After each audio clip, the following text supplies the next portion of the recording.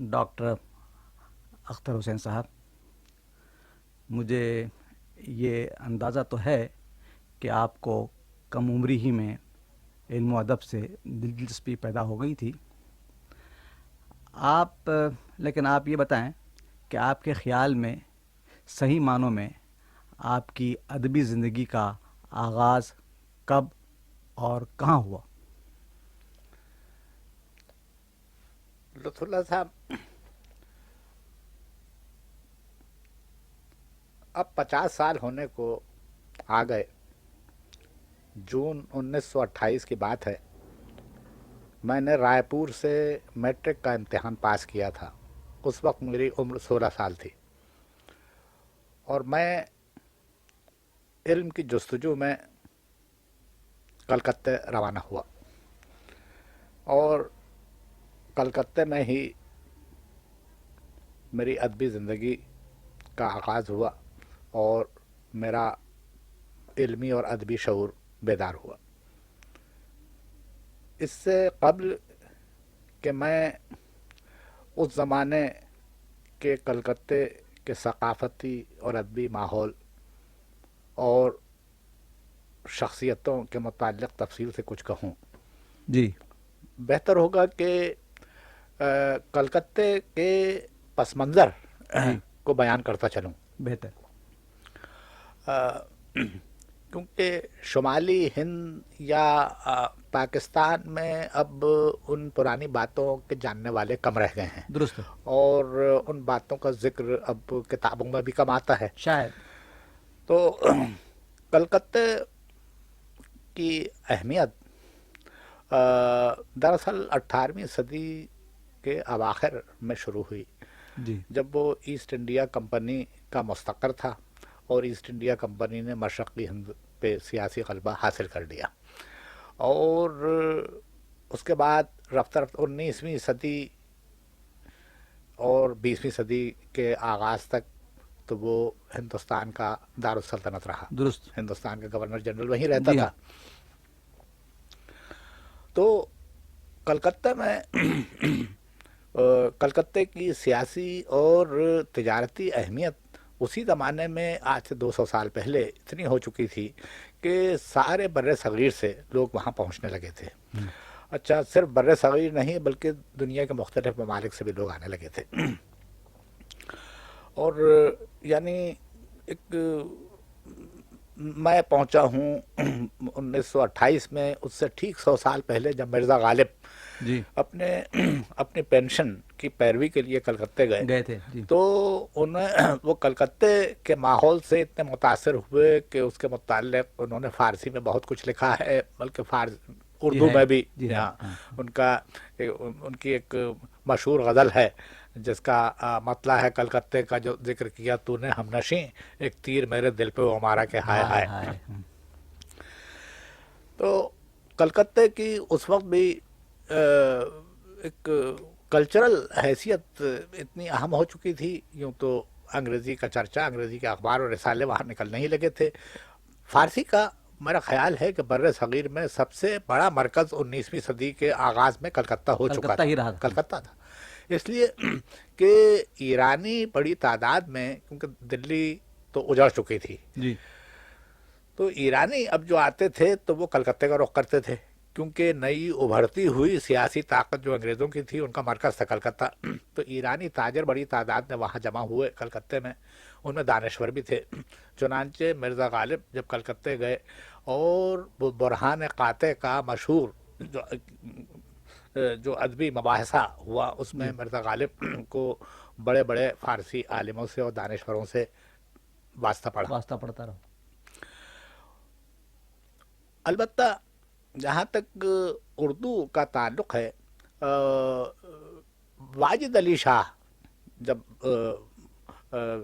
انگریزوں نے واجد علی شاہ کو لکھنؤ سے قید کر کے کلکتے میں نظر بند کیا، اور یہ واقعہ 1856 کا ہے۔ جی ہاں، کلکتے کا ایک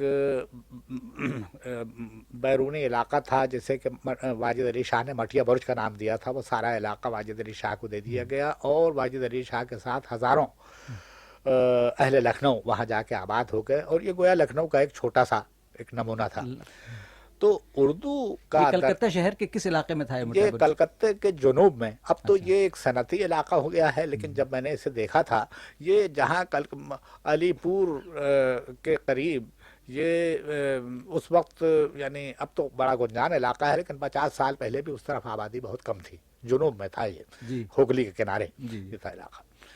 بہرصورت تو میں یہ عرض کر رہا تھا آپ سے کہ کلکتے کی ایک فارسی کا مرکز تو تھا، اردو کا مرکز یہ واجد علی شاہ کے جانے کے بعد اردو کا مرکز بننے لگا، اور مرزا داغ کی زندگی کا بھی ایک دلچسپ حصہ کلکتے میں گزرا، اور انہوں نے رامپور چھوڑنے کے بعد جی کافی وقت کلکتے میں قیام کیا، اور اس کے بعد وہ حیدرآباد دکن گئے تھے۔ گئے تھے۔ جب اس سے آپ آگے بڑھیں تو اب ہم 20ویں صدی کے آغاز میں پہنچتے ہیں، جب مشرقی بنگال ایک الگ صوبہ قرار پایا، مسلمانوں میں سیاسی بیداری پیدا ہوئی، اور مسلم لیگ کی داغ بیل ڈھاکے میں پڑی 1905 میں، تو اس کے بعد کلکتہ مسلمانوں کا ایک سیاسی مرکز بنا، جی ہاں۔ ثقافتی مرکز تو تھا، اب سیاسی مرکز ہی بنا۔ چنانچہ مولانا محمد علی جوہر نے اول جنگ عظیم سے پہلے وہاں سے اپنا مشہور انگریزی کا ہفتہ وار اخبار کامریڈ وہیں سے نکالا، درست ہے۔ اور ہمدردی وہیں سے انہوں نے نکالا۔ مولانا ابوالکلام آزاد نے الہلال مشہور اپنا ہفتہ وار اخبار کلکتے سے ہی نکالا، البلاغ بھی وہیں سے نکلا تھا؟ البلاغ بھی وہیں سے نکلا تھا، الہلال اور البلاغ دونوں وہاں سے نکلے، اور قاضی عبدالغفار نے وہاں سے جا کے ایک روزنامہ جمہور وہاں سے نکالا۔ غرض یہ کہ اب کلکتے کی حیثیت صوبائی نہیں رہی، بلکہ وہ بر صغیر مرکزی کے حیثیت۔ اہم مرکزوں میں، ثقافتی مرکزوں میں ہونے لگا۔ سیاسی مرکز تو تھا ہی وہ سب سے بڑا۔ اچھا، اب اس میں نے یعنی زیادہ ذکر فارسی اور اردو کا کیا ہے، یہ کہنے کی ضرورت نہیں ہے کہ بنگالی زبان اور بنگالی ادب کا سب سے بڑا مرکز کلکتہ ہمیشہ رہا ہے، جی اور اس وقت بھی تھا، اور انگریزی کا بھی میرا خیال یہ ہے کہ اس وقت بر صغیر میں کہیں بھی انگریزی کے اتنے اخبار اور رسالے نہیں نکلتے تھے جتنے کہ کلکتے سے نکلتے تھے۔ اس پس منظر کو بیان کرنے کے بعد میں خود اپنا مختصراً اپنا تجربہ جو ہے کلکتے کے متعلق، وہاں کے ادبی، ثقافتی اور سیاسی ماحول کے متعلق میں عرض کرتا ہوں، اور بعد میں کچھ زیادہ تفصیل سے میں ان ادبی شخصیتوں کا ذکر کروں گا کہ جنہیں مجھے وہاں دیکھنے کا موقع ملا اور جن سے میں نے استفادہ کیا۔ اس درمیان میں مجھے معاف کریں، ایک سوال میرے ذہن میں آ رہا ہے، وہ یہ ہے کہ رائے پور سے آپ سیدھا کلکتہ گئے تھے یا کہیں اور بھی بیچ میں؟ جی نہیں، میں سیدھے کلکتے گیا۔ اچھا، سیدھے رائے پور سے میں کلکتے گیا۔ یہ سن 28 کا واقعہ ہے؟ یہ سن 28 کا واقعہ ہے، اور وجہ اس کی یہ تھی کہ رائے پور میں اس زمانے میں کوئی کالج نہیں تھا سن 28 میں، اب تو وہاں یونیورسٹی بھی ہے، اس زمانے میں وہ چھوٹا سا شہر تھا اور کوئی کالج بھی نہیں تھا، تو میٹرک کے بعد اعلیٰ تعلیم کے لیے لوگ باہر جاتے تھے، اور کچھ لوگ تو ناگپور چلے جاتے تھے، جو ہمارے صوبے کا وہ جو تھا کہ وہ یہ تھا جہاں وہاں کا گویا دارالخلافہ تھا، اور کئی لوگ کلکتے چلے جاتے تھے۔ میں کلکتے جانے کی ایک وجہ یہ بھی ہوئی کہ میرے بڑے بھائی مظفر حسین شمی مجھ سے پہلے وہاں جا چکے تھے، اور دوسری یہ کہ ان کا جانا کس سلسلے میں ہوا تھا؟ وہ گئے وہاں پر اسکول میں پڑھنے کے لیے، انہیں بھیج دیا گیا تھا۔ میٹرک انہوں نے کلکتے ویسے آپ سے کوئی 3 سال مجھ سے بڑے، مجھ سے میرے ایک ہی بھائی تھے میرے، کوئی اور یعنی ایک اتفاق سمجھ لیجیے کہ میرا خاندان جو ہے وہ ماں باپ کی طرف سے بہت ہی مختصر ہے، یعنی وہ واقعہ یہی ہے جو میں آپ سے عرض کر رہا ہوں کہ میرے باپ کے ایک ہی بھائی تھے، اور میری والدہ کے ایک ہی بھائی تھے، اور میرے ایک ہی بھائی تھے۔ اچھا، تو توریثی ملا دیتے ہیں، بس وہ ہے کہ اتفاق کی بات ہے۔ تو یہ میرے بڑے بھائی تھے شمیم صاحب۔ تو اس لحاظ سے آپ کی عمر جب آپ پہنچے ہیں کلکتے میں 16 سال کی؟ 16 سال کی میری عمر تھی۔ میرا سن پیدائش 1912 ہے، جون 1912، بلکہ 12 جون 1912۔ تو ٹھیک 16 سال کی میری عمر تھی جو میں گیا ہوں، بلکہ مجھے تاریخ یاد ہے، میں رائے پور سے روانہ ہوا ہوں 26 جون 1912 کو، یہ تاریخ مجھے یاد ہے۔ اچھا، رائے پور میں ان دنوں کچھ تعلیمی ایسے ادارے نہیں تھے جہاں کہ آپ اعلیٰ نہیں تعلیم جی، حاصل کر نہیں جی، سکیں؟ نہیں، وہاں پر اس زمان جب میں کالج وغیرہ جب تو ہوں گے؟ کالج تو کوئی بھی نہیں تھا اچھا۔ اس زمانے میں۔ رائے پور میں 2 ہائی اسکول تھے، ایک تو مشن ہائی اسکول تھا، سینٹ پال ہائی اسکول، ایک گورنمنٹ ہائی اسکول، اور دونوں میں ذریعہ تعلیم انگریزی زبان تھی دونوں میں۔ تو میری تعلیم جو ہوئی ہے وہ ایسے اسکول میں ہوئی جہاں ذریعہ تعلیم انگریزی تھی۔ وہ مشن اسکول تھا یا گورنمنٹ اسکول؟ گورنمنٹ اسکول جہاں گورنمنٹ اسکول میں جو تھا۔ اور میں نے یہ ایک یوں سمجھ لیجیے، اتفاق سمجھ لیجیے کہ میری رسمی جو بھی تعلیم ہوئی ہے درسی اسکول میں، جی پرائمری، وہ اردو تو میں نے گھر میں پڑھی تھی۔ ہاں، مجھے ہاں، شروع ان میں دنوں عام طور پر یہی ہوتا تھا۔ مجھے بھیجا گیا تھا ہندی کے اسکول میں، اور پرائمری سے نکل کر جب میں گیا سرکاری ہائی اسکول میں، گورنمنٹ ہائی اسکول میں، تو وہاں ایک زبان اردو یا ہندی دونوں میں سے ایک پڑھنی پڑتی تھی، ایک جبری مضمون کے طور پہ، چنانچہ ہندی ہی زبان میری رہی۔ اور بعد میں کلاسیکل زبان لینی ہوتی تھی تو وہ اختیاری، وہ میں نے سنسکرت جو ہے جہاں میں نے رکھی۔ اور اس سے مبالغہ آپ نہ سمجھیں، میں اس زمانے میں میٹرک ہمارا جو ہے وہ 11 سال کا ہوتا تھا۔ واہ، جی ہاں، 11 سال کا، تو 11واں سال جو تو جب وہ 11واں ناگپور یونیورسٹی نئی قائم ہوئی تھی، تو جب 11ویں یعنی میٹرک کا جو امتحان ہمارا ہوا تھا وہ یونیورسٹی کا امتحان تھا، جی ہاں، تو اس وقت اور مضامین کے علاوہ ہندی اور سنسکرت میں مجھے اتنا دسترس تھا کہ جو ہمارے پنڈت تیواری جی جو ہمارے ٹیچر تھے، جی، وہ ان کی کوشش ہوتی تھی کہ میں ان کی کلاس میں نہ آؤں۔ یہ کیوں؟ اس لیے، ہاں، اور یہ میں آپ سے واقعہ بیان کر اچھا، رہا ہاں، ہوں کہ مجھے ہندی اس عمر میں یعنی ذہن رواں تھا، یہی کہہ ہاں، سکتا جی ہوں، ہاں، اور کچھ ہاں، ہاں، زبان، یہ ظاہر بہرحال بعض ماشاءاللہ لوگوں تھا کو ہی۔ زبان سیکھنے کا یہ ہوتا ہے، تو وہی بات ہوگی۔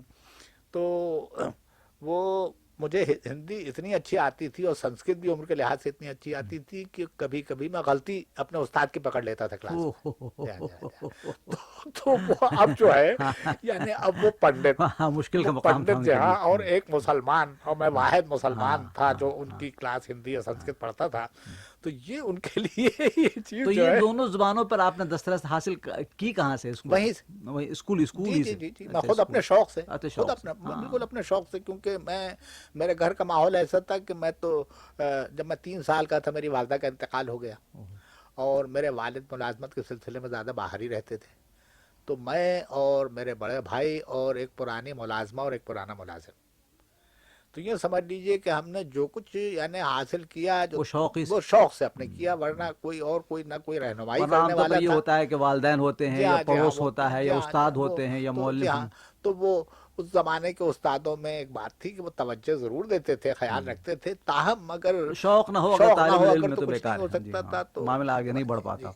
تو اسی وجہ سے جب میں کلکتے پہنچا تو انگریزی تو میری اچھی تھی عمر کے لحاظ سے، ہندی اور سنسکرت بھی، اور اردو جو ہے وہ میں نے گھر میں پڑھ لی تھی، اور اردو بھی میری ایسی تھی کہ اپنے یعنی عمر کے لحاظ سے میری اردو اچھی تھی۔ ماشاءاللہ۔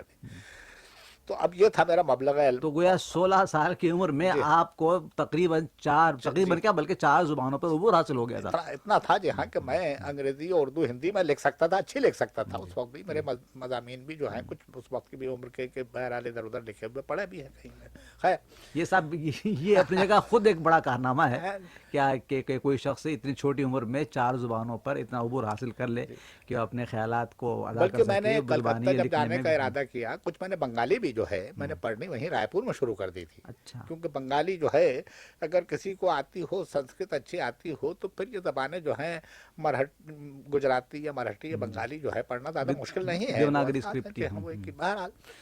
تو اب میں آپ سے یعنی کلکتے کا میں ایک تاریخی پس منظر بیان میں نے کچھ کیا، اور اس کے بعد جب میں پہنچا تو کلکتے کی فضا ایسی تھی کہ اب اس کا اندازہ لگانا مشکل ہے، جی کیونکہ آج کا کلکتہ جو ہے اس سے بہت مختلف ہے، آبادی بہت زیادہ ہو گئی ہے وہاں جی پر، ہاں، اور وہ پرانی روایتیں باقی نہیں رہیں، اور خالص صنعتی اور تجارتی شہر ہو صنعتی گیا ہے، مرکز بن کے رہ بالکل گیا، مرکز تجارتی بن کے مرکز رہ بن کے گیا رہ ہے، وہ گیا۔ بات نہیں رہی۔ لیکن اس وقت آج سے گویا نصف صدی پہلے یہ وہ تھی صنعتی مرکز تھا، اس کے باوجود اور بہت سی چیزیں باقی تھیں جو جی چلی آ رہی تھی مثلاً ان دنوں میں سمجھتا ہوں کہ صنعتی مرکز جو تھا ان دنوں بھی ممبئی زیادہ تھا، جی یہ دو ممبئی میں بڑے مرکز تھے، ہاں یعنی جوٹ مل یہاں تھی آپ کے ہاں کلکتے میں تھی، جوٹ انڈسٹری کا یہ ہاں مرکز ہاں تھا، ہاں، اور اور کاٹن کی ممبئی تھا انڈسٹری، جہاں وہ ٹیکسٹائل انڈسٹری کا وہ مرکز تھا۔ جی اچھا دونوں بندرگاہیں تھی، بڑی بندرگاہیں تھی، اور دونوں اس زمانے کے لحاظ سے بڑے شہر تھے۔ لیکن اب آپ اور فرمائیے کہ اس وقت اندازہ ہے کہ کلکتے کی آبادی تقریباً 70-75 لاکھ ہے، جبکہ میں ذکر کر رہا ہوں کلکتے کی آبادی 25 لاکھ سے زیادہ نہیں تھی۔ نہیں، اچھا جی ہاں، اچھا 25 لاکھ سے زیادہ نہیں تھی، ہاں اور 25 لاکھ میں سے بھی میرا خیال ہے کہ 5-7 لاکھ تو باہر وہ علاقہ صنعتی علاقے میں لوگ رہتے شہر تھے، کی آبادی اس سے بھی کم تھی۔ اس سے شہر کی آبادی اس سے کم تھی۔ ہوں، اچھا اب تو اس شہر میں اگر اپنی گفتگو کو محدود رکھوں تو میں یوں کہوں کہ ایک مصوری کا تو وہ سب سے بڑا مرکز تھا، کیونکہ درست، بر صغیر میں جسے نیا آرٹ کہتے ہیں، یہ شروع وہ کلکتے کا جو ہے Calcutta school of fine arts, جی اچھا بمبئی کا بھی جو اسکول آف ہاں، فائن آرٹ جو ہے اس جے جے کا بھی اسکول آف آرٹس تھی۔ اب فرق دونوں میں یہ تھا کہ یہ جو نئے رجحانات ہیں مصوری کے وہ کلکتے سے آئے تھے، اچھا شروع وہاں سے ہوا۔ شروع وہاں سے وہ چیزیں ہوئی ہیں جی ہاں۔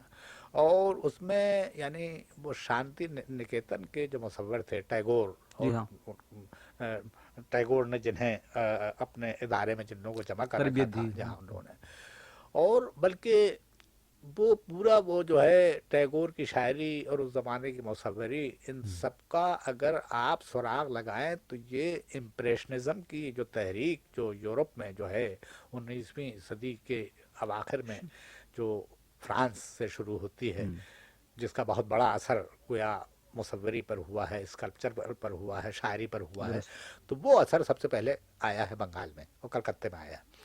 تو مصوری کا اس لحاظ سے وہ بہت بڑا مرکز تھا۔ اور پھر میں دوسری وہ چیز اس آپ، لیے تو نہیں کہ وہاں انگریز وہاں مقیم تھا زیادہ تر؟ انگریز مقیم تھا، اور پھر اب آپ کو یاد ہوگا کہ بر صغیر میں جو مغربی تہذیب کا سب سے گہرا اثر جو ہوا ہے وہ بنگالی ہندوؤں پہ ہوا، اور برہمو جی سماج کی تحریک جو راجا رام موہن رائے نے شروع کی تھی، ہاں، یہ گویا 1840 وغیرہ کی 35-40 وغیرہ کی بات ہے، تو وہ ایک ذہنی طور پر جی اس تہذیب کے اثرات کو قبول کرنے کے لیے وہ لوگ تیار تھے، اور انگریزی تعلیم اور مغربی تہذیب اور وہاں کا جو مغربی ادب کے جو نئے رجحانات تھے، یہ چیزیں سب سے پہلے وہاں پر آئیں۔ اچھا دوسری چیز پھر آپ وہاں کی ادبی شخصیتوں کا، وہ بھی میں وہاں جی پر بھی پہنچتا ہوں، جی ذرا سا میں جملہ معترضہ کے طور پہ جی جی چند جی چیزیں جی میں جی، کہہ دوں، درست اس کے بعد درست وہاں پہ درست، آتا ہوں میں، کہ جیسے جس طرح سے مدراس بھارت ناٹیم کا بہت بڑا مرکز ہے، مرکز، ہاں، یہ منی پوری منی پوری رقص یہاں کا سے جو ہے وہ بنگال کا کلکتہ جو ہے، ہے جی یہ بڑا مرکز تھا۔ اور البتہ گانے کا جہاں تک تعلق ہے، مجھے شعور تو اس زمانے میں نہیں تھا، لیکن میرا قیاس یہ ہے کہ کوئی گویا کلاسیکل موسیقی کا کوئی وہ بڑا سینٹر کلکتہ نہیں تھا، البتہ گانے والیاں کانن بالا، ہاں انگور پہنچتی تھی بالا، وہاں، ہندو ہاں بالا اس طرح کی تھی مشہور، بلکہ یہ وہاں پہنچتی ضرور تھی، وہ ہاں تھی وہیں تھی رہنے والی، بنگالی تھی، ہاں ہاں بنگالی تھی ہاں وہیں ہاں، پہ رہتی تھی، اور کیونکہ وہ ایک نیو تھیٹرز کے نام سے ایک فلم کمپنی اسی زمانے میں وہاں پہ قائم ہوئی تھی، سن 32-33 وغیرہ کا ذکر ہے، تو اس جی کی ہاں وجہ سے بھی کئی اس قسم کے لوگ ہاں، لوگ جمع اداکار ہونے لگے جی تھے، جی اور جمع جی ہونے گئے جی تھے وہاں جی پر یہ جی کر کے جی۔ اس طرح سے،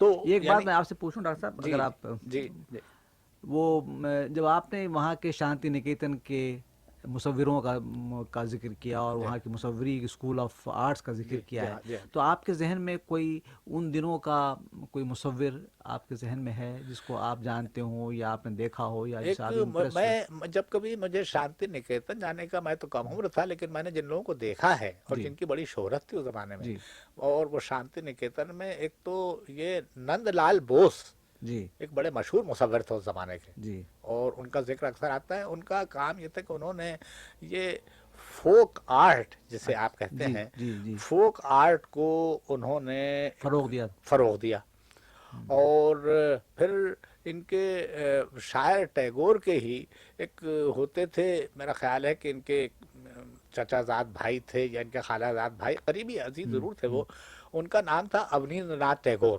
اچھا، تو اونیندر ناتھ ٹیگور اور نند لال بوس یہ دو اس زمانے کے مشہور مصور تھے۔ مصور تھے۔ جی ہاں، اور انہیں میں نے دیکھا ہے، لیکن عمر جی میں مجھ سے بڑے تھے، مجھے جی کوئی ان جی سے جی کوئی واسطہ جی نہیں ہاں، پڑا، میں نے جی ہاں نے دیکھا، دیکھا ضرور تھا انہیں۔ اور تو اب میں نے کچھ آپ سے وہاں کی گویا ثقافتی زندگی کا ذکر جی کیا، جی کچھ جی مصوری جی کا، جی کچھ وہاں جی کی جی موسیقی کا، ان جی ساری چیزوں کا۔ اب اس کے بعد میں ادب کی طرف جب درست۔ آؤں تو سب سے پہلے تو یعنی میں یہ یوں کہوں گا کہ کلکتے اس زمانے میں چار زبانوں کے ادب کی تخلیق کلکتے میں ہوتی تھی۔ جی، ایک تو انگریزی، ایک بنگالی، ایک اردو اور ایک ہندی۔ اچھا، اچھا، اور ان میں سے ظاہر ہے کہ بنگالی کا تو بہت بڑا وہاں پہ اثر تو ٹیگور ہاں، جو ہیں وہ خود جو ہے ٹیگور کا مسکن تھا، وہ شانتی نکیتن بہت قریب تھا، کلکتے سے آتے جاتے رہتے تھے۔ ان کا خاندانی محل ٹیگور پیلیس جو ہے وہ وہاں کی تہذیبی زندگی کا بہت بڑا مرکز تھا کلکتے میں۔ یہ شہر کے اندر ہی تھا یا جہاں باہر؟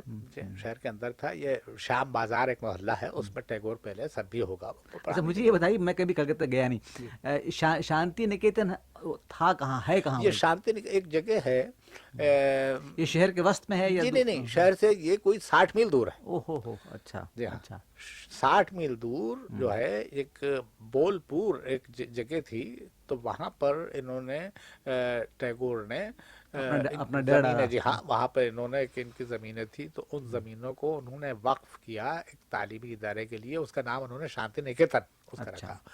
وہ شانتی نکیتن جو ہے وہ ایک ریزیڈینشل انسٹیٹیوشن تھا، درست۔ اور وہ ایک اور تعلیم گاہوں سے مختلف تھا، کیونکہ اس میں جو ہے یہ ایک رسمی ڈگری یا ڈپلومہ کی اہمیت نہیں تھی، بلکہ کوشش اس میں یہ کی جاتی تعلیم و تھی تعلم کی طرف۔ تعلیم ہو، تربیت ہو، اور خاص طور پہ یہ ہے کہ کلچر کی جی طرف جو جی ہے زیادہ جی توجہ دی جاتی تھی۔ اور ٹیگور کی شخصیت کی وجہ سے وہاں کئی نامی گرامی لوگ بھی جو ہیں وہاں پہ مصور اور دانشور جمع ہوئے تھے، بعض باہر کے ملکوں کے بھی آئے ہوئے تھے، مثلاً وہ ایران کے مشہور دانشور پور داؤد جی، چند سال تک وہاں شانتی نکیتن میں آ کر رہے، اور اچھا پور اچھا داؤد جو ہے اچھا، فارسی زبان کے اس دور میں بہت بڑے ماہر تھے، بلکہ زبان فارسی زبان کو عربی سے ہٹانے میں پور داؤد کا بہت بڑا ہاتھ تھا۔ اور ایک چینی دانشور مجھے یاد ہے، تنیون شان ان کا نام تھا، اچھا، وہ جی بھی ہاں، آئے تھے؟ وہ بھی وہاں پر تھے۔ اچھا، اچھا، آپ کا جانا وہاں ہوتا تھا؟ کبھی کبھی گیا ہوں، جی ہاں، میں جاتا رہتا تھا وہاں پہ، جاتا بہت قریب تھا، جاتا تھا کبھی ویکینڈ کے لیے۔ اور اس سلسلے میں ٹیگور سے ملاقات بھی ہوئی؟ ٹیگور کو میں اب آپ سے عرض کروں کہ وہ میں نے انہیں پہلے دیکھا ہے جب وہ کلکتے میں نے انہیں دیکھا، جی کیونکہ شوق تو مجھے تھا کہ کبھی اتنا نام سنا تھا، تو مجھے اب یاد نہیں ہے کہ کوئی کالج میں میرے ساتھ کوئی بنگالی کوئی پڑھتا تھا، کوئی ہم جماعت تھا، تو ایک دن وہ کہنے لگا کہ وہ ٹیگور آ کر وہاں ٹھہرے ہوئے ہیں ٹیگور پیلیس میں۔ تو میں نے کہا کہ بھائی میرا جی چاہتا ہے کہ انہیں دیکھوں، تو انہوں نے کہا کہ ملاقات ہو۔ ہاں ضرور، کہنے لگا کہ میں تو جانتا بھی ہوں اس گھر کے لوگوں کو، چنانچہ میں نے انہیں دیکھا وہاں پر۔ اور اس کے بعد اس بار تو جب میں گیا تو ان کو تو وہ ہے کہ اسے سمجھ لیجیے وہ درشن ہاں اچھا، ہاں، ایسے وہ تو ایسا ملاقات تو تھا کیا؟ کہ ہاں درشن ہی ہوئے۔ البتہ بعد میں جب میں شانتی نکیتن گیا جی، تو چند مرتبہ تو میں ان کی جو ہے ان کے قریب بیٹھنے کا، ان کی باتیں سننے کا مجھے اتفاق مجھے اتفاق ہوا، ہوا۔ اچھا۔ اور اس وقت کافی عمر ہوں گے؟ ہاں جی ہاں، ان کی عمر ٹیگور کی، اب آپ غور فرما لیجئے کہ ٹیگور پیدا ہوئے ہیں 1860 کے لگ بھگ، اور انتقال ان کا جب ہوا ہے، یہ جنگ عظیم ابھی شروع ہوئی تھی اس وقت، 80 سال 14 میں، 14 80 15 میں، ہاں نہیں جی 16 میں؟ نہیں، گزشتہ جنگ عظیم ہاں ہاں، ان کا انتقال ہوا ٹیگور کا 1939 میں۔ اچھا اچھا ہاں، اچھا، 80 سال کی عمر ہونے کو آئی تھی ان کی، اوہو، ٹیگور کی، جی ہاں جی ہاں، بڑی لمبی عمر پائی ہاں تھی۔ بہت لمبی عمر پائی، لیکن وہ جو ہے یعنی آخر وقت تک ہاں، وہ جو ہے کچھ نہ کچھ کرتے رہتے تھے۔ اچھا، اور ایکٹیو رہے۔ جی ہاں، ٹیگور کی شخصیت جو تھی اس میں یہ کہ وہ ظاہر ہے کہ ज़्यादा तो उन्होंने या उनकी शोहरत का जो मदार जो है वो उनकी शायरी पे है, जी हाँ। लेकिन शायरी के अलावा उन्होंने ड्रामे भी लिखे हैं, नावल भी लिखे हैं, अफसाने भी लिखे हैं, जिनमें से बाद मशहूर भी हुए, बाद नावल बाद अफसाने जी मशहूर हाँ। भी हुए। जी। नक़ाद बहुत अच्छे थे, बहुत उनकी इसके अलावा इनके गीत वो जो गीत बहुत लिखे हैं। वो जो रविंद्र संगीत जी जिसको जी कहते जी जी हैं। जी। तो वो असल में वहाँ पर बंगाल में गीत जो हैं टैगोर के और नजरुल इस्लाम के, जी। क्योंकि टैगोर के बाद जो सबसे बड़ी यानी बंगाली शख्सियत, ज़बान की हद तक जो सबसे बड़ी शख्सियत थी वो काजी नजरुल इस्लाम की थी, जो उम्र में टैगोर से कहीं कम थे, लेकिन ये शोहरत जो है उन्होंने एक ज़माने में इतनी तेज़ी से वो शोहरत हासिल की जी। कि क्योंकि वो उनकी शायरी वक्त की आवाज़ थी, जी। वक्त की आवाज़ थी। अच्छा, और बड़ी जाज़िब उनकी शख्सियत थी, खुद अपना कलाम वो पढ़ते थे या गाते थे, जी। और उस बहुत ही यानी उसका असर होता था, ख़ास तौर पे नौजवानों में बड़ा जी। असर था उनका। गीत उन्होंने भी बहुत लिखे, देखिए। अब जो और मैंने आपसे पूछा था अभी रविंद्र संगीत का जिक्र जी जी मैंने जी किया जी था आपसे, जी जी।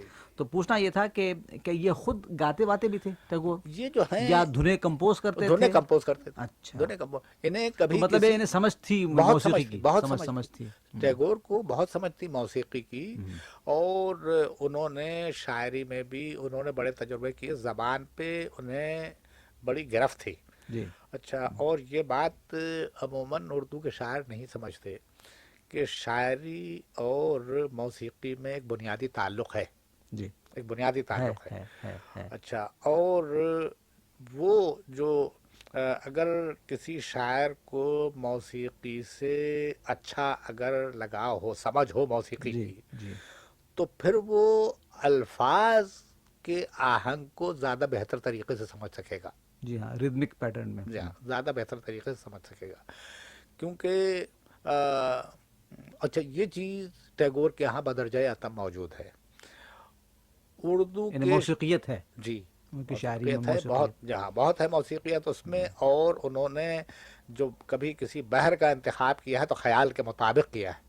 अच्छा। हाँ, ख्याल के मुझे है, और ये उन्होंने शऊरी तौर पे नहीं, मेरा ख्याल है कि मौसीकी उनके हाँ, चूंकि मिजाज में। उनमें खुद वो जी नगमगी थी तो जी, इस लिहाज तो से। उसके जहाँ इस लिहाज से टैगोर का बड़ा मुनफरद मकाम है। जी हाँ। अच्छा, हमने तो फिर उनको देखा है सिर्फ तस्वीरों में, जी जी वो जी, बड़ी बड़ी ग्रेसफुल किस्म की हाँ हाँ जी, दाढ़ी हाँ और जी, हाँ लंबे बिल्कुल, वो बाल। जी जी क्या जी जी, ऐसे ही थे ये? ऐसे थे, ऐसे बिल्कुल ही थे। ऐसे थे जी, हाँ अच्छा, बहुत ही। गोरे चट्टे थे या सांवले? नहीं, रंग साफ था इनका, साफ था। रंग साफ था।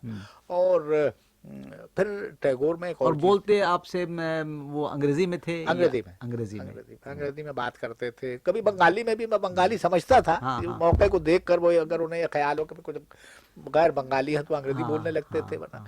उर्दू अच्छा, से कभी उन्होंने कभी बात जी नहीं नहीं, की? मेरा ख्याल है कि उर्दू से कभी, उर्दू या हिंदी कभी जो ये है। गैर शऊरी तौर पर ये बात हो रही थी, या जानबूझ करके वो उसमें उर्दू में मेरा बोलना नहीं ख्याल है कि वो चाहते कब थे? जानते नहीं थे, शायद जानते नहीं थे। जानते ही नहीं थे वो हमेशा वही क्योंकि मेरा जानते ये नहीं ख्याल था कि पढ़ा लिखा बंगाली जो है वो उर्दू तो बोल लेता है, थे। नहीं खुसून वो, कलकत्ते का जो है वो कलकत्ते की जुबान ही और है वैसे उर्दू की। मेरा आप ख्याल है कि जानते हैं ये मुझसे जो दो बेहतर। हिंदू बंगाली ये पुराने खानदानी लोग थे, जी। ये उर्दू से इन्हें उर्दू, वाकफियत नहीं हाँ, ये वाकिफ नहीं थे, हिंदी उर्दू हिंदी एक ही समझ लीजिए, ये वाकिफ नहीं थे। थी। जी। यानी वो यूँ घर में नौकरों से बोलने कुछ टूटी फूटी, वरना दरअसल वाकिफ नहीं थे ये। अच्छा। जी हाँ, जी हाँ। अब ये जिक्र चला है टैगोर का, तो मुझे याद पड़ता है कि किसी एक नशस्त में आपने मुझसे फरमाया था हाँ कि उनकी गीतांजलि पर आपने कुछ बहस की थी, नहीं, या मैंने उन पे, मैं आपसे अर्ज करूं हाँ। कि उनकी आ, उनकी एक हाँ, उनकी एक मशहूर नज़्म है, बहुत मशहूर, जी। वो तवील नज़्म है, जी। जो बंगाली में उसका उन्वान है शोनार तोरी। अच्छा। शोनार तोरी से मुराद है सुनहरी कश्ती, अच्छा। सुनहरी कश्ती अच्छा, जो। कुछ बंद याद होंगे अच्छा, आपको वैसे? वैसे दो चार है ना, मतलब ये कि अंदाजा हो मुझे कि वो होते कैसे हैं। अब देखिए मुझे दो चार आपका कहीं यहाँ यहाँ वहाँ से। गोगो ने गोरोजे में घोनो बरखा, कुले आमी बोशे आची नही नाही भरोसा, राशि राशि भारा भारा धान काटा होलो सारा, नदी भारा खोर धारा खोर पोरसा। इस तरह चलती है अच्छा। नज़्म। हाँ, अच्छा। अच्छा। तो बड़ा रिदमिक पैटर्न है रिदमिक इसके अंदर। पैटर्न है जी हाँ, ये एक फ़लसफ़ियाना नज़्म है, ये फ़लसफ़ियाना नज़्म है। तो और आपने क्या फरमाया था इसके ऊपर? इसमें मैंने जो अब तो वो एक वो है मेरे यानी उर्दू में मेरे तनकीदी मज़ामीन का एक मजमुआ रोशन मीनार के नाम जी से जी, है। है तो है। उसमें ये मजमून शामिल है अच्छा। जो है। मैंने उस नज़्म पे जो तनकीद मैंने की थी उसको मैंने बहरहाल, हम्म, तो वो तो हिंदी में मैंने लिखी थी, वो मुंतकिल उर्दू में मैंने की और वो इसमें मौजूद है। हम्म, उसमें मैंने ये बाज़ ये जसारत मैंने की थी क्योंकि उसकी उस नज़्म की बड़ी शोहरत थी। जी तो बार बार उसका जिक्र मैंने लोगों से सुना, तो मैंने कई बार उसे गौर से पढ़ा कि इसमें क्या खूबी है, है। उसे मैं समझूं। जी तो उन खूबियों का मुझे अंदाज़ा हुआ, लेकिन बाद उसमें ख्याल और मुताले की उसमें गलतियां भी मुझे नज़र आईं। दुरुस्त। जी हाँ। तो मैंने अपने मजमून में उन गलतियों की तरफ भी इशारा मैंने इशारा किया, किया। अच्छा जिसमें कुछ शोर भी मचा अच्छा था उस ज़माने में, अच्छा। लोगों ने हाय करके ये कहा। बात उन तक जरूर पहुंची होगी। मुमकिन है पहुंची हो बहरहाल, मैं लेकिन जाहिर है वो बड़े आदमी थे, पहुंची हो या ना पहुंची हो, हम्म, लोग और वो बड़ा आदमी दरअसल इन चीज़ों की तरफ तवज्जो कहाँ देता है। हाँ हाँ, हाँ। जो कहाँ कभी इसका देता उनसे आमना सामना नहीं हुआ, इस हुआ तो है। हाँ जिक्र भी नहीं हुआ जी, इसका। बस मैंने आखिरी बार हम्म, उन्हें टैगोर को देखा है। वो हम्म, जिक्र मेरा ख्याल है कि ये सन 35 के आगाज़ में, जी और लाहौर में उन्हें देखा जी आखिरी, क्योंकि फिर मैं उसके बाद कलकत्ते जाने का मुझे इत्तेफाक हुआ भी एक बार, हम्म, लेकिन टैगोर को नहीं, आखिरी बार बस कलकत्ते में देखा सन 4 साल बाद उनका इंतकाल हो गया। अच्छा, वो नहायत ही एक दिलचस्प वाक़या है जो आपको सुनाऊँ मैं। जी जी। यानी अब शांति निकेतन को जाहिर है कि सरकार से तो कोई ग्रांट वगैरह मिला नहीं करती थी नहीं जी। नहीं। अच्छा, और वो तो उस ज़माने में माली मुश्किलात का सामना शिकार रहा। शिकार रहा, और ये टैगोर बहुत परेशान थे, और उन्हें ये ख़दशा था कि कहीं उनकी आखिरी उम्र में ये इदारा बंद न हो जाए। तो उन्हें फ़ौरी ज़रूरत थी कि 1 लाख 2 लाख रुपए जमा करें, अच्छा। और और कोई तरकीब उनकी समझ में नहीं आई। तो वो एक अपने वहाँ से नौजवान तालिबों और तालिबात का एक ताइफा लेकर हिंदुस्तान के बड़े शहरों अच्छा। मैं में चले। चले। हम्म, तो वो जाते तो वो लोग तो कुछ ये होता था, कहीं कुछ अपना परफॉर्मेंस देते थे तो कुछ चंदा जमा हुआ, ये हुआ जी। वैसे। इस तरह चलते चलाते वो लाहौर पहुँचे। अच्छा। अच्छा, तो जब वो लाहौर पहुँचे, ज़िंदगी में पहली बार वो लाहौर आए थे।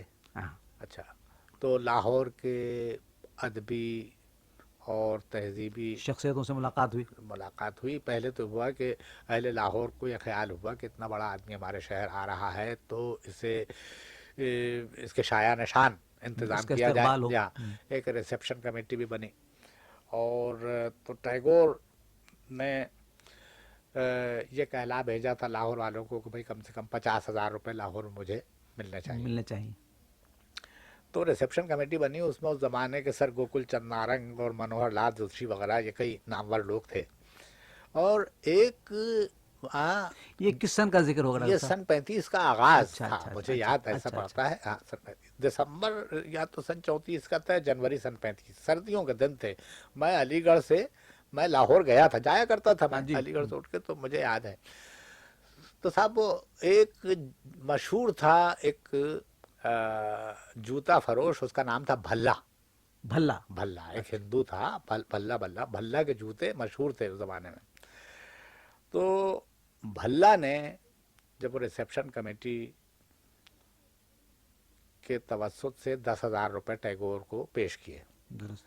अच्छा, लेकिन शर्त उसने ये लगाई कि टैगोर लाहौर में उसके मेहमान होंगे। अच्छा। अच्छा, अब ये बड़ी मुश्किल शर्त थी, इसलिए कि भल्ला को के था अमीर ताजिर, लेकिन बहरहाल भल्ला हाँ ही था। भल्ला ही था। तो अब उसे समझाने की हाँ कोशिश इशारों हाँ इशारों में की हाँ गई, लेकिन उसकी समझ में कुछ नहीं आया। उसने कहा कि जनाब मेरे घर में क्या कुछ नहीं है, हाँ। बहुत बड़ी कोठी है और बाग है और फर्नीचर है, ये सब कुछ है वहाँ और पर, जूते हैं। जहाँ जूते भी हैं, और क्या तकलीफ होगी हाँ, उन्हें। गरज के वो ऐसा बज़िद हुआ कि टैगोर को उसके घर पे ठहरना पड़ा, मानना पड़ता है। मानना पड़ा, वहीं पे ठहरे। अब इसने ये इंतज़ाम किया था भल्ला ने, भल्ला से लोगों ने कहा कि भाई टैगोर को یہ عادت ہے کہ صبح سویرے ہاں وہ کچھ بھجن سنتا ہے، جی بھجن وجن سنتا ہے صبح ہی جب اٹھتا ہے تو اس کا انتظام کرنا ہوگا. تو بھلا نے وہاں جو سکھوں کا گردوارہ جو تھا اچھا وہاں کہلا بھیجا، اچھا اچھا اور جناب 4-5 بجے وہ سکھوں کا جو جتھا یہ پہنچا ٹولہ بلا وہاں پر اس کے بھجن سنانے کے لیے وہاں ٹیگور کو. ہو پریشان ہو گیا وہ بیچارہ پریشان، اور 7 دن تک جب تک وہ لاہور پر رہا یہ سزا اسے بھگتنی پڑی جی یہی آج. مصیبت اٹھا کر پھر دوسری حرکت بھلا نے یہ کی کہ ایک بڑا سا ہال تھا، ڈرائنگ روم کا تھا، ڈرائنگ روم کے کونے میں ایک اسٹڈی جیسی تھی. جی تو ٹیگور کو کے مطالعے کے لیے اس نے وہ اسٹڈی جو ہے وہ انہیں دے دی، انہیں دے رکھی تھی. اور ڈرائنگ روم اسٹڈی کے بیچ میں ایک پردہ اس نے کھینچا اور خود ڈرائنگ روم میں بیٹھتا تھا. اچھا جب لوگ وہاں جاتے تھے، اور میں بھی چنانچہ پہنچا وہاں کہ بھائی ہاں ٹیگور کو دیکھ لیں، ممکن ہو تو مل لیں، تو بھلا ٹیگور کے قریب کسی کو نہیں جانے دیتا تھا.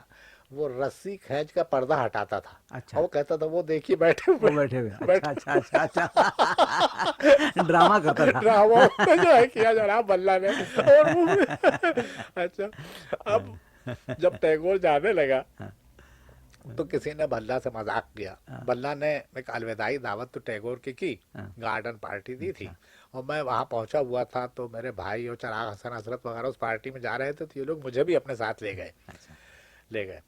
تو وہاں ہوں گے 400-500 آدمی ہوں گے، چائے کی دعوت تھی. تو وہاں گئے تو لوگوں نے میرا خیال ہے مذاق نہیں کیا ہوگا بھلا سے، کسی لوگوں نے بھلا سے کہا کہ بھائی ایسے موقع پہ الوداعی تقریر کرنی پڑتی ہے، لیکن ٹیگور ہے شاعر، تو زیادہ مناسب ہوگا کہ تم ایک الوداعی نظم جو ہے تم پڑھو. نظم ہم لکھ دیتے ہیں. ٹھیک.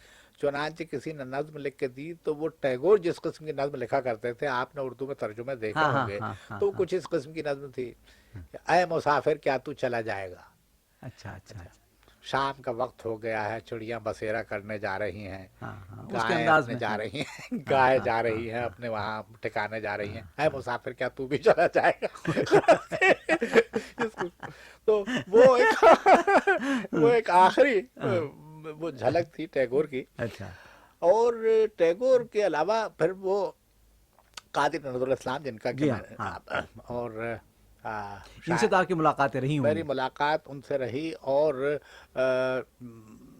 آپ کو تو معلوم ہی ہوگا کہ اردو میں سب سے پہلے میں نے ہی ان کا تعارف کرایا قاضی نظر الاسلام کا. جی یاد پڑتا ہے ان مجھے. کی نظموں کے تراجم بنگالی سے میں نے ہی کیے تھے سب سے پہلے. اور وہ سلسلہ گویا شروع ہوا میرا خیال ہے کہ سن 32-33 سے ترجمہ میں نے شروع کیے.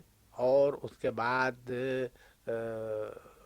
مولوی عبدالاقنا انجمن ترقی اردو سے میرے تراجم کا مجموعہ پیام شباب کے نام سے شائع کیا تھا، اور اس کا نیا ایڈیشن یہاں کراچی سے بھی چھپا تھا. تو اچھا نظر الاسلام کی شخصیت بہت مختلف تھی ٹیگور سے. ٹیگور بڑے خاندان کے فرد تھے.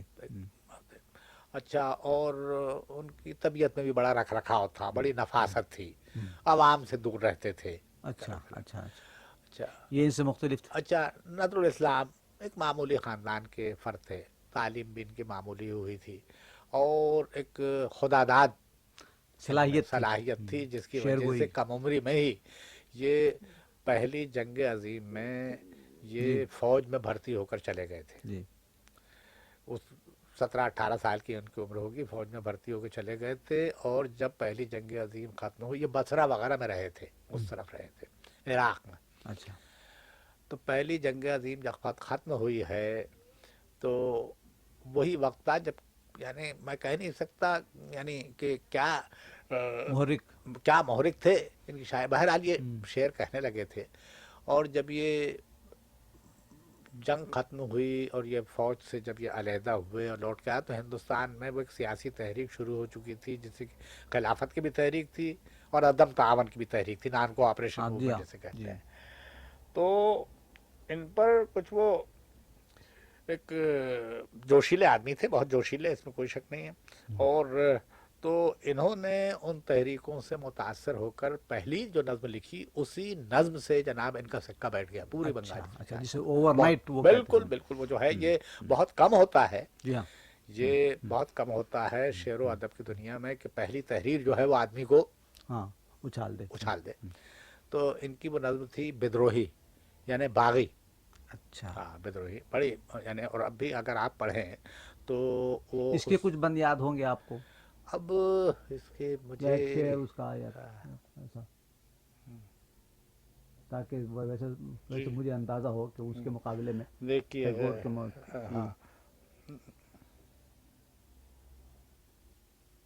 نہیں جناب یاد نہیں یاد نہیں, نہیں خیر یاد ہے جی پرانے جی. ذہن میں. بہرحال وہ بڑی زوردار نظم ہے, بڑی زوردار نظم ہے, بہت جوش ہے اس اس کا میں. ترجمہ تو آپ نے کیا جی ہوگا. ہاں میں نے کیا, اور ترجمہ کا حق ادا کیا ہے. ماشاء اللہ ماشاء اللہ. ترجمے کا حق ادا کیا. میرا وہ پہلا ترجمہ تھا, میں بھی کم عمر تھا جی اس میں. جی جی. جس عمر میں نظم لکھی تھی شاید میری عمر ابھی اتنی ہوئی نہیں تھی, یا اتنی عمر کی, میری عمر بھی کوئی میرا خیال ہے 21-22 سال کی تھی جب میں نے ترجمہ کیا اس کا. اور وہ ترجمہ بہت نقل ہوا, اور اس کا بلکہ میں اب آپ سے بات نکلی تو میں یہ سن 31 میرا اب ذہن شہادت دیتا ہے کہ سن 31 کی بات ہے. جی میں ان سے قادری نظرالاسلام سے چند بار میں مل چکا تھا, اور وہ اپنے ایک بنگالی دوست کے توسط سے ہی وہ ان کے گھر آیا جایا کرتے تھے. جی ہاں. اچھا, اور ہاں جو آپ کی دلچسپی کی چیز ہے, نظرالاسلام گاتے بہت اچھا تھے, ہاں بہت اچھا گاتے. ہاں سنا تو ہم نے یہ بھی. ہاں گاتے اچھا تھے. اپنی نظمیں جو ہیں وہ خود, ہاں. گیت انہوں اچھا نے بھی خود بہت سنا. اچھا ہاں گیت بہت لکھے ہیں, تو گیت اپنے جو ہیں وہ خود اچھا, گاتے تھے, کمپوز بھی کرتے تھے کچھ. کمپوز بھی کرتے تھے, یا کمپوز بھی کرتے تھے بعض کئی فلموں میں. تو بنگالی میں گیت تو مقبول ٹیگور کے ہیں اور نظرالاسلام کے ہیں, ہاں بس دو ہی ہیں. ہاں تو ہاں. یہ بہت مقبول ہے. اور ان دونوں نے ہزاروں کی تعداد میں گیت لکھے, ہزاروں کی تعداد جی میں لکھے ہیں جی. انہوں نے گیت جو ہے. اور بلکہ کلکتے اور ڈھاکہ کے ریڈیو پہ ہر روز ان کے گیت آپ سن لیجئے, اب بھی سنائے جاتے جی ہیں. ہاں ہے. ہے نا.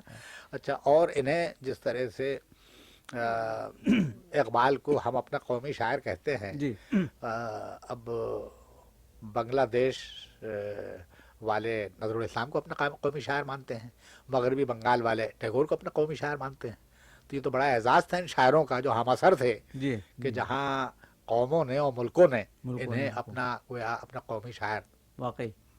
تسلیم کیا.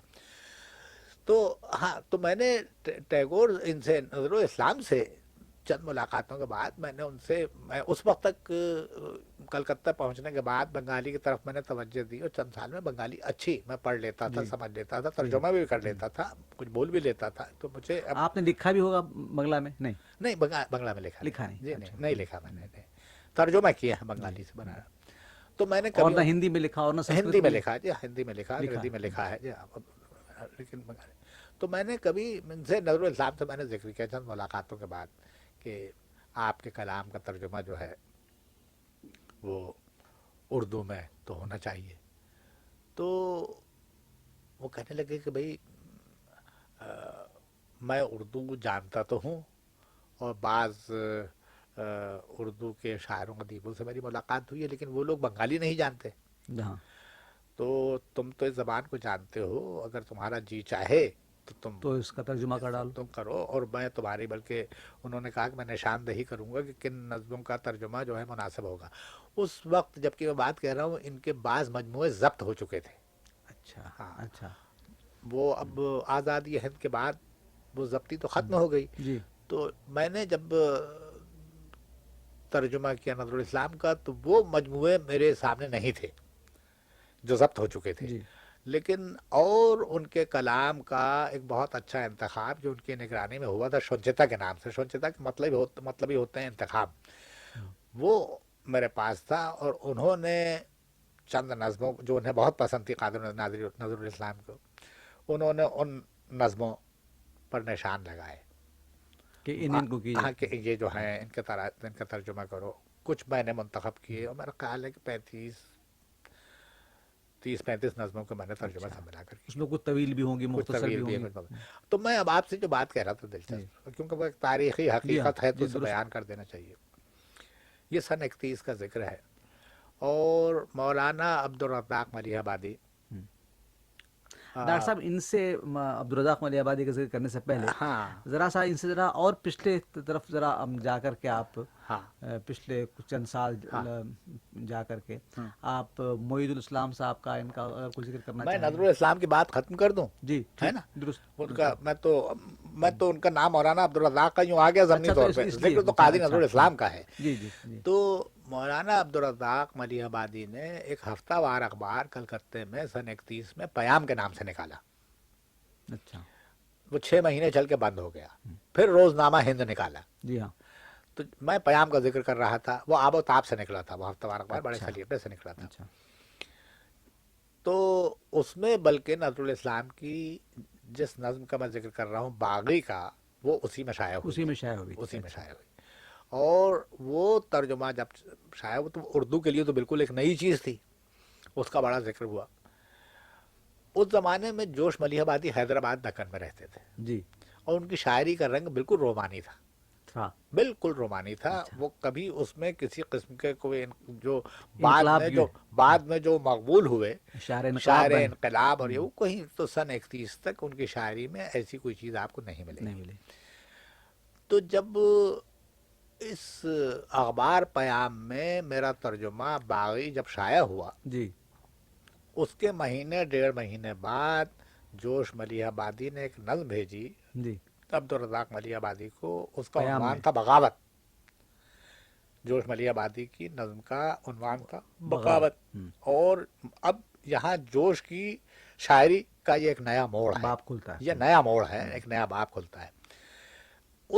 وہ جوش ملیح آبادی کی وہ نظم بھی پیام میں شائع ہوئی، اور اس موقع پر عبدالرزاق ملیح آبادی وغیرہ سب نے کہا کہ بھئی یہ میرے ترجمے سے براہ راست متاثر ہو کر جوش نے وہ انہوں نے نظم لکھا لکھی ہے۔ ڈاکٹر صاحب میں سمجھتا ہوں کہ یہ بڑی ایک نئی بات ہے، یہ جو جی جی، اردو دان طبقے کے علم میں جو جو غالباً نہیں ہے یہ نہیں ہے، بات، میں آپ سے کہوں اس کا بہرحال وہ بات اس موقع پہ مناسب نہیں سمجھا گیا کہ یہ بات لکھی جائے، نہیں نہیں ٹھیک ہے، یہ لیکن یہ بات لیکن جو اس ہے سے بات اس چیز کو میں آپ سے کہوں، اس چیز کو نیاز فتح پوری نے کی نظر اس چیز پر پڑی، جی 1933 کا میں ذکر آپ سے کر رہا ہوں، 1933 کا، 1933 کے کسی شمارے میں بنگال کا باغی شاعر کے عنوان سے نگار میں جی میرا ایک مضمون شائع ہوا، بنگال کا باغی شاعر۔ جی، اچھا، اس پر نیاز فتح پوری نے جو نوٹ لکھا، اس میں یہ بات انہوں نے لکھی کہ یہ ہے اختر حسین نے ترجمہ کیا تھا اس نظم کا باغی کے عنوان سے، جی، اور اس سے براہ راست متاثر ہو کر جوش ملیح جوش آبادی ملیح نے آبادی نے لکھی، بغاوت، بغاوت لکھی اچھا ہے، اچھا اور اچھا وہاں سے جوش ملیح اچھا، تو یہ آبادی کی بات شاعری کا نیا دور اس شروع میں ہے۔ آ چکی ہے، جی، وہ ہے تحریر میں آ تحریر چکی میں ہے، آ جو چکی جی ہے ہاں بات، وہ آ اچھا، چکی ہے، جو نیاز نے لکھی تھی۔ اس کے علاوہ میں نظر الاسلام کے جو میں نے ترجمے جو بھی کیے ان سے، یعنی یہ سن 32-33 سے میں نے ترجمے شروع کیے، اور کوئی 10 سال تک، اس کے بعد 42-44 سال تک وہ دور جو ہے اردو شاعری کا، اس میں یہ جوش اور مجاز اور اس قسم کے شاعر جو ہیں ان جی کا دور ہے۔ آپ ان کے کلام کو دیکھیے تو براہ راست نظر الاسلام کے تراجم کا اثر آپ کو نظر آئے گا، اچھا، آئے گا اس میں۔ اور مثلاً مجاز کی ایک مشہور نظم ہے اندھیری رات کا مسافر، ہے ہے، ہے، آپ میرا ترجمہ دیکھیے جو پہلے چھپ چکا ہے، اندھیری رات کا مسافر، میرا ترجمہ ہے، عنوان بھی اچھا اندھیری رات کا اچھا مسافر ہے۔ اچھا، اس سے اب براہ دونوں پڑھ راست لیجیے، متاثر ہے، اب دونوں آپ پڑھ لیجیے، میرے ترجمے کو ان کی نظم کو پڑھ لیجیے، آپ کو وہ نظر آئے گا ان کی نظم جو ہے وہ چربا ہے اس ترجمے کا، اوہ یہ نظر آئے گا آپ کو۔ ہو، اچھا، اب کیا کیا کہا جائے آپ سے، یہ تو گویا بنگال کی شاعری نے ہمارے شعراء کو اردو شاعری میں کے جو نئے انداز کو اس حد تک متاثر کیا انہوں نے بے شک کہ یہ ہے ایسی ایک دور جو ہے ایسا اردو توارد شاعری کا براہ راست متاثر ہے، اس سے انکار نہیں کیا جا سکتا، انصاف کا تقاضا ہے کہ اقرار کیا جائے۔ مثلاً جعفر علی خان اثر لکھنوی جی پرانے جی ہاں شاعر جی تھے، ہاں جی جی، ہاں جی ہاں، انہوں نے ٹیگور کی نظموں کے تراجم جو ہیں کچھ وہ انہوں نے منظوم ترجمے کیے ہیں، کتاب بھی ان کی موجود ہے۔ اچھا، اب وہ ہمارے بزرگ تھے، لیکن افسوس ہے کہ مجھے افسوس ہوتا ہے کہ یہ کیسے انہوں نے کیا، اس لیے کہ وہ جو ہیں تراجم ان کے منظوم تراجم، وہ میری نثر کا، وہ گویا نثر کو، میری نثر کو انہوں نے منظوم کیا منظوم ہے کر بڑی دیا، حد تک، ہاں۔ اچھا اچھا، اور سب سے پہلے جب ان کا یہ جو ہے ان کی نظمیں رسالہ نگار میں ہی شائع ہوئی ہیں، تو اگر آپ دیکھیں تو نیاز فتح پوری نے یہ کیا تھا کہ ایک کالم میں نثر اختر اور اچھا دوسرے اچھا کالم میں نثر یہ نظم بڑی اثر، زبردست شخصیت ہاں تھی نثر اختر اور نظم اثر، ہم، یہ کہہ کر انہوں نے نیاز چھاپا تھا صاحب کی بڑی نیاز، زبردست ہاں شخصیت ہاں تھی یہ جی ایسے کاموں میں وہ کبھی ہاں چوکتے نہیں تھے وہ انہوں نے چھاپا تھا۔ ہاں اچھا اس کے باوجود جب انہوں نے اثر لکھنوی نے وہ اپنا مجموعہ شائع کیا تو میرا نام اس میں سے غائب ذکر کر نہیں دیا، کیا اس میں میں ذکر ہی نہیں کیا۔ اچھا اچھا ایسا خیر اب یہ تو بہرحال اب کیا کیا جائے لوگ جو ہے تو نہیں اس سے واقعی معلوم ہوتا ہے کہ بنگلہ ادب جو ہے وہ پیش رہا ہے کئی لحاظ سے ہاں ہاں اس میں کیا شک ہے، یعنی یہ ماننے کی بات ہے کہ بر صغیر میں اب بھی جو بنگلہ ادب سے زیادہ ترقی یافتہ ادب کوئی بھی نہیں ہے، جی ہاں یہ ہے اچھا ماننے کی، جی ہاں۔ اب میں پھر ڈاکٹر اب صاحب ایک سیکنڈ جی یہ جو گیتانجلی کا ذکر ہو رہا تھا ٹیگور کا ذکر ہو ہی رہا ہے اب تک بھی تو اس میں یہ ہے کہ گیتانجلی کا ترجمہ نیاز صاحب نے شائع کیا تھا جی جی جی اس کے بارے میں آپ اردو سے بھی واقف ہیں جی بنگلہ سے بھی واقف ہیں وہ اب میں آپ بتائیے کہ حق کہاں تک ادا کیا انہوں نے میں آپ سے عرض کروں کہ گیتانجلی کا ٹیگور کے آ، تراجم اردو میں کم ہوئے ہیں، جی اور ٹیگور ایک تو گیتانجلی کا ترجمہ نیاز فتح پوری نے کیا، اور ٹیگور کی نظموں کے تراجم جو جی ہیں وہ شانتی نکیتن میں اردو پڑھاتے تھے ایک صاحب، میرے ذہن سے ان کا نام اتر رہا ہے، بلکہ اسحاق امرتسری کے چھوٹے بھائی تھے، ان کا انتقال ہو گیا۔ جی اچھا انہوں نے براہ راست گیتانجلی کا نہیں اور نظموں کے تراجم انہوں نے کیے کیے تھے، اور بہت اچھے ترجمے انہوں نے کیے۔ انہوں نے نیاز کا جو ترجمہ ہے گیتانجلی کا اسے میں کوئی کامیاب ترجمہ نہیں نہیں سمجھتا۔ ہے وجہ اچھا یہ ہے کہ نیاز کا اپنا ایک اسٹائل تھا، جی ہاں اچھا وہ عربی کے ادق الفاظ بلا وجہ اردو میں داخل کرتے تھے۔ ہاں ان کی اپنی تحریر تھی اس کی ہاں انہوں نے اچھا اپنا طرز اختیار اچھا کر ہی لیا اب تھا وہ اس کو اور اس گیتان سے پختہ تھے وہ جی اب وہ گیتانجلی کے ترجمے کے لیے بہت سادہ اور سبک زبان نرم کی ضرورت ہے، اس کی نغمگی کو، یعنی یوں تو ترجمے میں وہ اصل کی بات تو آ ہی نہیں سکتی، نہیں نہیں لیکن کوشش کرنی چاہیے کہ جس حد تک آ سکے، اور اس کے لیے ضروری ہے کہ وہ اسلوب جو ہے اسے باقی رکھا جائے۔ آپ نے کچھ حصے کیے ہوں گے گیتانجلی کے میں نے گیتانجلی کے نہیں کیے، میں نے اچھا نہیں کیا ترجمہ، اچھا میں نے کیا تو اب تو یوں اب تو زمانہ بدل چکا ہے، ورنہ ٹیگور اس میں کوئی شک نہیں کہ بہت بڑا شاعر تھا اپنے دور کا، اور اسے جس حد تک اردو کو اس سے واقف ہونا چاہیے تھا، اردو اس حد تک اس سے واقف نہیں ہوئی۔ نہیں ہاں اور ٹیگور کیا اور بھی گویا سنسکرت کے یا ہندی کے جو شاعر جو تھے، سچ پوچھیے کہ خانہ جو ہے اردو کا وہ تو کمزور رہا نا، خالی ہے اب تک خالی رہا، کمزوری خالی رہا ہے جہاں میں کوئی۔ جی تو اچھا اب میں اس سے ہٹ کر، اب آپ نے فرمایا کہ اور ادبی شخصیتوں کا جی ہاں میں ذکر کروں تو کچھ یہ معید الاسلام ذرا سا یہ کر نہیں لیں۔ ایک پانچ ایک منٹ گفتگو کر لیں اس کے بعد میں ختم کرتے ہیں اس کو اچھا یہ گفتگو اگر ہاں 5 ایک منٹ اب جاری رہے میں ہاں تو اب میں بنگالی سے ہٹ کر آتا ہوں فارسی کی طرف۔ میں پہلے ہی جی کہہ چکا ہوں جی ہاں کہ کلکتہ فارسی کا مرکز بن چکا تھا، 19ویں صدی میں بن چکا تھا، اور اس وقت جب میں پہنچا تو فارسی کے ایک مشہور عالم جی وہاں موجود تھے، اور ان کا ذکر اب بھی ایران میں احترام سے لیا جاتا ہے۔ جی ان کا نام تو تھا جلال الدین، انہیں احتراماً معید الاسلام کہا جاتا جی تھا۔ جی جی یہ پان اسلامزم کی تحریک کے بانی جمال الدین افغانی کے جمال الدین افغانی کے خاص رفیقوں میں تھے، جی اور 20ویں صدی کے آغاز میں جب ایران میں قاجار استبداد کے خلاف بڑی تحریک چلی تو اس تحریک کے قائدوں میں یہ تھے، اور انہوں نے اس موقع پہ حبل المتین کے نام سے ایک اخبار نکالا تھا۔ جی بعد میں وہ ہندوستان بھاگ کر آئے اور جلا وطنی کی زندگی کلکتہ میں گزارتے رہے، نابینا ہو چکے تھے، جی اور تاہم وہ حبل المتین نکالتے تھے، اور اس اخبار کی تب بھی بڑی شہرت تھی، جی یعنی فارسی دانوں میں بڑی شہرت تھی ان کی۔ یہ اردو کا اخبار تھا جی نہیں، فارسی کا تھا، اخبار فارسی کا تھا، حبل المتین فارسی کا تھا۔ میرا خیال ہے کہ بر صغیر میں وہی ایک نکلا حبل المتین فارسی اچھا کا، بعد میں روزنامہ جی نہیں ہفتہ وار تھا، ہفتہ وار ہفتہ وار تھا۔ اچھا تو یہ اپنے ایک سیاسی بصیرت کے لحاظ کی وجہ سے معید الاسلام کی بڑی عزت تھی، اور گو کہ وہ ہندوستان کی سیاست میں بالکل دخل نہیں دیتے تھے اور اسی وعدے پہ انگریزوں نے انہیں وہاں آنے رہنے کی دیا۔ اجازت دی تھی۔ اس کے باوجود بڑے بڑے سیاستداں مثلا مولانا ابوالکلام آزاد وغیرہ ان سے مشورہ کرتے تھے، اچھا، ہاں مشورہ کرتے تھے ان سے۔ تو اچھا، اور ان سے آپ کی ملاقات ہوئی؟ میں نے انہیں دیکھا، چند بار دیکھا، وہ تو ہمارے بزرگ تھے بڑے ہاں درست جہاں ہے، جی درست، میں نے بے تو شک، وہ جو بے ہیں شک، بے شک۔ ایرانی جو ہیں وہ تو انہیں اپنا مجتہد بھی سمجھتے تھے، حالانکہ مجتہد تھے نہیں، لیکن یہ احتراماً ان کی شخصیت ایسی جو تھی درست ہے۔ کہ جب کبھی آپ وہاں جائیے تو آپ کو بالخصوص ایرانی بڑی تعداد میں نظر آتے تھے، ان کی زیارت کے لیے لوگ جاتے تھے، اور وہ تو وہ گفتگو عام طور پہ فارسی میں لیکن اردو میں بھی کرتے تھے، اردو میں بھی کرتے تھے، گفتگو کرتے تھے۔ اچھا، انہوں نے جو ہے ایک حبل المتین میں ایک سلسلہ مضامین اسی زمانے میں لکھا تھا، جس کا اردو میں بھی ترجمہ ہوا۔ چراغ حسن حسرت نے اپنے رسالے آفتاب میں ان جی، مضامین کو شائع کیا تھا، ان کا کافی ذکر ہوا۔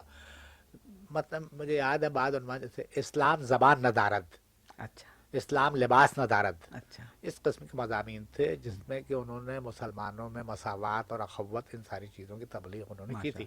اللہ۔ وہ جب ان کا انتقال میرا خیال ہے سن 30 یا 31 میں ہوا، جی، اور گو کہ رضا شاہ اول ہم، خود ڈکٹیٹر تھا، جی، اور زندگی میں اس نے معید الاسلام کو پسند نہیں کیا، لیکن جب ان کا انتقال ہو گیا تو رضا شاہ کی خواہش پر ان کا جنازہ کلکتے سے مشہد، اچھا وہاں گیا۔ ہاں مشہد گیا، وہاں پہ وہ دفن کیے گئے معید الاسلام۔ پھر میں آپ سے نام لوں صلاح الدین خدا بخش کا۔ جی، آپ نے پٹنہ میں بڑی وہاں مشہور لائبریری، لائبریری جی ہے ہاں، خدا جی، بخش لائبریری۔ جی، جی، یہ جسٹس خدا بخش، جی، یہ حیدرآباد ہائی کورٹ کے جج تھے، پٹنہ کے رہنے والے خدا بخش، جسٹس خدا بخش نے یہ لائبریری قائم کی تھی، جو نادر کتب خانہ ہے، چند جی، کتب جی ہاں، خانے ہاں، تھے۔ ان کے فرزند تھے، سنا تو یہ ہے کہ 3 پشتوں سے قائم ہوا ہے یہ، ان کے ان کے زمانے کا، ان کے زمانے میں تو عروج پایا جی، لیکن پہلے ہی سے تھا۔ ان کے یہ پرانا خاندان تھا، تو ان کے اجداد کا بھی انتخاب تھا، لیکن لائبریری کی شکل پبلک ہاں لائبریری انہوں کی نے اسے دی۔ انہوں نے دی، جسٹس خدا بخش نے دی، اور انہوں نے جو کچھ بھی اپنی جائیداد تھی کوئی ٹرسٹ کی طرح اسے دے وقف دیا کیا۔ اور یہ وقف کر دیا سب کچھ اس کے لیے۔ اور ان کے فرزند صلاح الدین خدا بخش جو خود بیرسٹر تھے اور کلکتے میں وہ رہتے تھے شروع سے، یہ وہیں پریکٹس کرتے تھے اور لاء کالج کے وہ پروفیسر بھی تھے۔ پروفیسر، تو صلاح الدین خدا بخش کی بیوی جرمن تھی، اور وہ انگریزی زبان پر انہیں بڑی قدرت تھی، جرمن وغیرہ بہت اچھی جانتے تھے، کرتے تھے۔ تو ان کی بلکہ انہوں نے اس اسلامی فلسفے، اسلامی تاریخ وغیرہ پہ جو مضامین لکھے تھے وہ 2 جلدوں میں شائع بھی ہوئے ہیں اسلامک اسٹڈیز کے عنوان سے، اور ان کا کبھی ذکر بہت آتا تھا، کیونکہ جسٹس امیر علی کے بعد اسلامیات پر انگریزی میں اتنے وثوق سے لکھنے والے۔ اعتماد سے کوئی لکھنے والا نہیں تھا جیسے صلاح الدین خدا بخش تھے۔ تو ان سے میری ملاقات بڑی دلچسپ رہی۔ کلکتے ہی کا ذکر ہے۔ کلکتے کا میں ذکر، جی ہاں، جو کچھ جی ہاں، ہاں، ذکر ہے وہ جی، کلکتے کا۔ میں یعنی اس وقت بر صغیر کی سب سے بڑی لائبریری ہے وہ نیشنل لائبریری آف انڈیا ہے، جی ہاں، جو کلکتے میں ہے۔ کلکتے میں ہے، جی، پہلے اس کا نام امپیریل لائبریری ہوتا تھا۔ آج کہا جاتا ہے کہ اس لائبریری میں 15 لاکھ کتابیں ہیں۔ آج سے 50 سال پہلے تقریباً 3 لاکھ کتابیں تھی، تو اس زمانے میں بھی وہ بہت بڑی برصغیر بات کی ہے۔ سب سے بڑی لائبریری تھی۔ تو مجھے میری خوش قسمتی تھی کہ میں کلکتے پہنچا اور چند مہینے بعد ہی نجیب اشرف ندوی اپنے ساتھ مجھے اس لائبریری میں لے گئے، اور میرا تعارف انہوں نے کرایا، کیونکہ انہوں نے دیکھا کہ مجھے پڑھنے کا بہت شوق ہے، اور انہیں خیال ہوا کہ کہیں ایسا نہ ہو کہ میں قصہ کہانی میں اپنا وقت جو ہے میں ضائع کروں، کیونکہ سنجیدہ مزاج آدمی تھے، تو مجھے لے گئے اور لائبریری میں میرا تعارف کرایا۔ تو میں وقت نکال کر تقریباً ہر روز، مجھے کلکتے میں کم ہی ایسے دن یاد ہیں کہ جب میں اس لائبریری میں نہ گیا ہوں، ورنہ جو بھی وقت مجھے ملتا تھا فرصت کا، 2 گھنٹے 3 گھنٹے 4 گھنٹے میں جاتا ضرور تھا وہاں پر یہ۔ اور تو اس لائبریری کا ایک شعبہ تھا جسے بہار لائبریری کہتے ہیں، جہاں عربی، فارسی، اردو، اچھا، ہاں، کا مجموعہ تھا, ہزارہ کتابیں تھیں, جی ہاں بہت بڑا جی تھا, ہاں جی ایک الگ شعبہ تھا. تو کبھی میں جنرل ریڈنگ اور انگریزی پڑھتے پڑھتے جب تھک جاتا تھا تو اٹھ کے وہاں بیٹھ جاتا تھا, اچھا آ کر بہار لائبریری میں.